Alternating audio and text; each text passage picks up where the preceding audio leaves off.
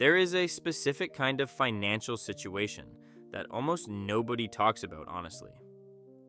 It's the situation where everything looks perfect from the outside. The income is impressive, the house is nice, the car is newer than average, the job title sounds important at dinner parties, and yet the person living inside that life cannot sleep at night. They cannot stop working. They cannot take a real vacation without anxiety. They cannot handle a single unexpected expense without it becoming a crisis. And most disturbing of all, they cannot actually explain, even to themselves, where all their money is going every month. This is what behavioral economists call paper wealth. It's the gap between how wealthy someone appears and how wealthy they actually are. And if even one of the signs in this video applies, the gap has already started forming. If three or more apply, the financial architecture underneath the life is considerably more fragile than it looks. Here are the 7 signs. Sign number 1. The bank balance never meaningfully grows regardless of income increases.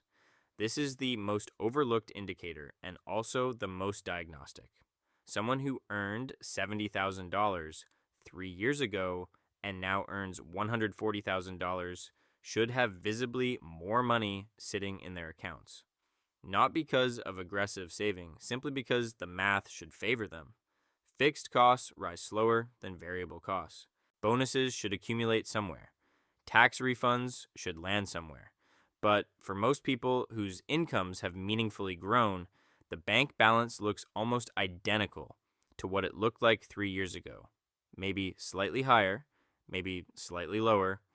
The number that changes dramatically is the income. The number that doesn't change is the savings. What that means is simple.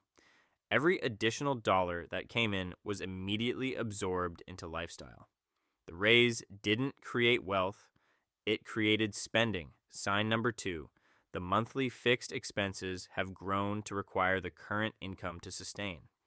This is the trap that almost nobody sees forming while it happens. A household that earned $95,000 5 years ago had a certain fixed cost structure: mortgage, car payment, insurance, utilities, subscriptions. That structure was calibrated to $95,000. Now, the same household earns $180,000, and somewhere along the way, the mortgage got bigger. The car got leased rather than owned outright. The subscriptions multiplied. The gym became a boutique gym. The grocery store became Whole Foods. None of these upgrades happened in a single dramatic moment. They accumulated over years, and now the fixed cost structure requires $180,000 to maintain. If the income dropped back to $95,000, the life would not survive. Not because the family became irresponsible, because the architecture became load-bearing at a higher income level than they originally needed. Sign number 3. A single unexpected expense creates actual financial distress. A transmission that needs replacing. A hospital bill insurance didn't cover. A roof repair that can't wait until spring. For a genuinely wealthy person at any income level, these events are annoying. For someone who only appears wealthy, these events are crises. A Federal Reserve study found that 36% of adults earning between $75,000 and $100,000 said they could not cover a $400 emergency without borrowing.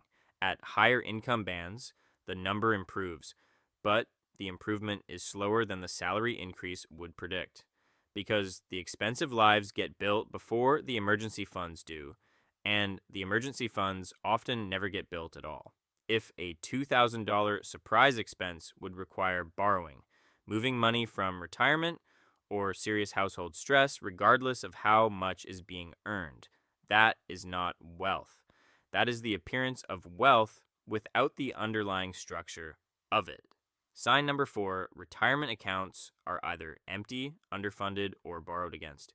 This one reveals the truth faster than almost any other metric. Ask any high-earning professional to show their retirement account balance and watch what happens. Many will change the subject. Some will defensively explain why their current age is still fine to start. Others will reference plans to catch up later.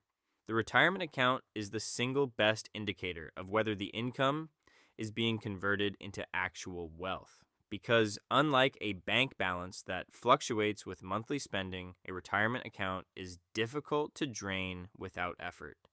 It reflects what was kept over time, not what was earned. And the pattern for paper wealthy individuals is almost always the same. The retirement contributions got deferred during a few expensive years, then never really got reprioritized, then became a source of anxiety that gets avoided rather than addressed. The account shows it. Sign number 5.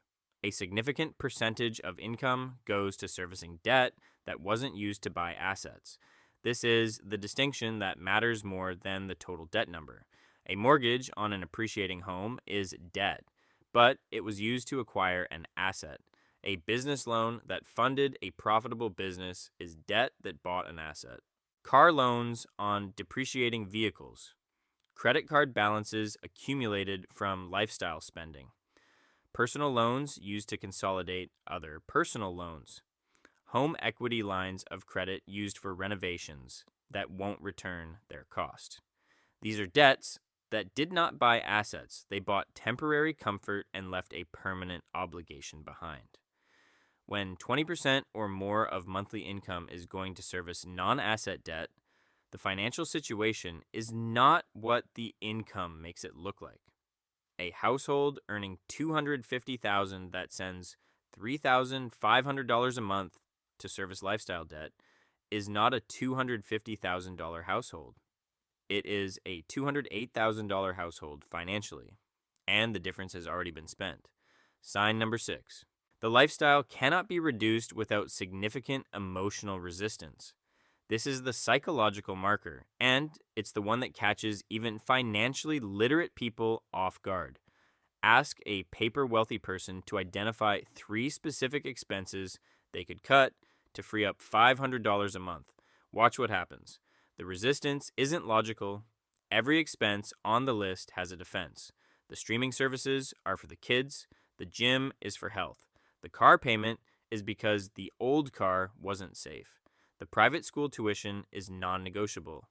The dinners out are the only thing keeping the relationship alive. Every defense is individually reasonable. Collectively, they reveal that the lifestyle has become identity. And reducing identity doesn't feel like saving money. It feels like losing something, which is why most people facing financial pressure don't cut. They look for another income source, another credit line, another way to defer the decision.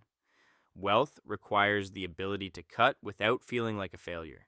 If that ability isn't there, the wealth isn't real. Sign number 7. Net worth, if honestly calculated, tells a completely different story than the income does. This is the final sign and the most important one. Net worth is total assets minus total liabilities. It's what remains if everything owned was liquidated and everything owed was paid off.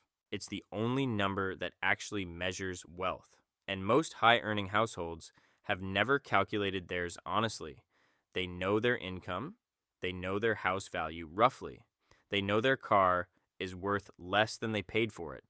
But they have not sat down and listed every asset, every account balance, every debt, every obligation, and subtracted the second number from the first. When they do, the result is almost always shocking. The physician earning $420,000 a year has a net worth of $180,000. The attorney partner at $550,000 has a net worth of $310,000. These are not wealthy people. These are high-income people with the appearance of wealth and the financial foundation of someone earning far less. A useful benchmark is this. By age 40, net worth should be approximately equal to annual income. By age 50, it should be 3 times annual income. By age 60, it should be 6 times annual income. If the numbers are nowhere near these benchmarks, the income has been converting into lifestyle rather than wealth. Not because of any single bad decision, because no deliberate system was put in place to prevent it. Here is the part most financial advice misses. Discovering that one or more of these 7 signs applies is not a failure, it's a diagnostic moment. The gap between appearance and reality does not close itself, but it also does not widen itself. It responds directly to deliberate structural changes. The households that close the gap share 3 specific behaviors. They calculate net worth honestly every quarter, whether the number is pleasant or not. They cap lifestyle expansion deliberately, treating any raise as a wealth building opportunity first and a lifestyle opportunity second. And they automate wealth building contributions before the money ever touches a spending account. Make the savings the fixed expense. Make the lifestyle the variable. The appearance of wealth can be built in 5 years with enough income. The reality of wealth takes longer.